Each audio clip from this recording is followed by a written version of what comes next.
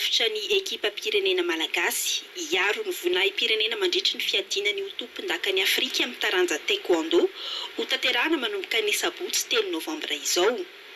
Efa tamin'ny volana mars izy reto no nivondrona nanao ny fanomanantena ka izy reto no sangany manerana ny nosy. Noraisin'ny filoha an-tetezamity reto tanora mandrafitra ny ekipa pirenena reto niaraka tamin'ny federasiona. Zavatra lehibe ny fanatanterahana sy ny fanatosana an'izany hoe championnat d'Afrique zany eto à Madagascar. Tsikaritrisika angamba ny fa taranja maro no efa nitanterahana da teto amintsika ny hoe fiadivana ny tompon-dakan'ny Afrika.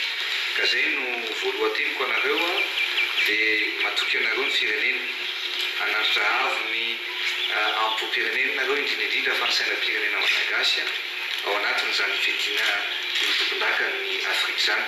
Zany misy matoky fa misy ary aminareo no tompon-dakan'ny Afrika fa ny rarina moa zany dia maro aminareo no hibata zany amboary zany. Notoloran'ny filoha Rajoelina 10 tapitrisa ariary izy ireo ka ny 10 tapitrisa ariary ho tsinjaraina amin'ireo mpifaninana malagasy, ny 40 tapitrisa ariary kosa ho fanampiana amin'ny fanomanana farany. Ny sakafo, ny fampitaovana ary ny fanafody no tena nilany ireo ekipa ireo fanampiana. Ny fanojy tamin'ny andrasana izao fanampiana nomeny filoha an-tetezamity ireo izao.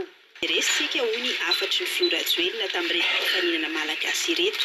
Mbola ahazo fankasitrahana manokana avy amin'ny filoha ireo izay ahazo amboara.